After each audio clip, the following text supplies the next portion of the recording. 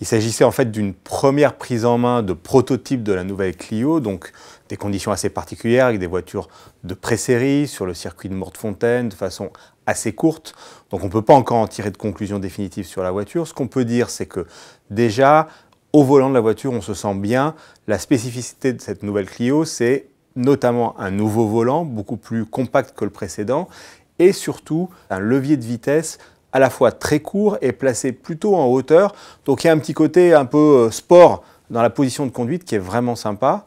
À l'intérieur, ce qui était difficile, c'était qu'on ne pouvait pas totalement juger de l'aménagement puisqu'il était en partie camouflé encore à l'époque. L'ergonomie est totalement nouvelle, on l'a dit, avec quelque chose qui est quand même plus tourné vers le conducteur que ça ne l'est aujourd'hui, et surtout une qualité des matériaux qui s'annonce vraiment en nette amélioration par rapport à la Clio actuelle. Ensuite, globalement, la tenue de route, de ce qu'on a pu en voir, est plutôt saine évidemment, et elle est assez dynamique, je dirais un peu plus dynamique que la tenue de route de l'actuelle Clio, donc c'est une voiture au final assez agréable à mener.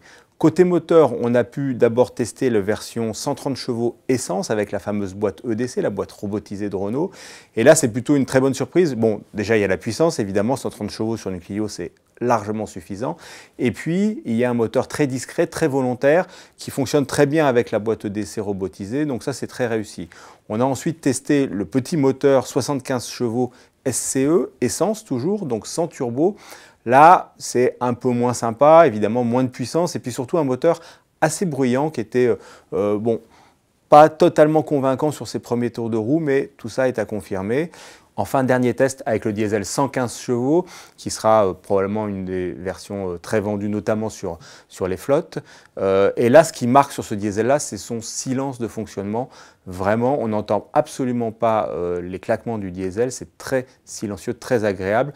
Et évidemment, en performance, 115 chevaux sur une Clio, c'est largement suffisant.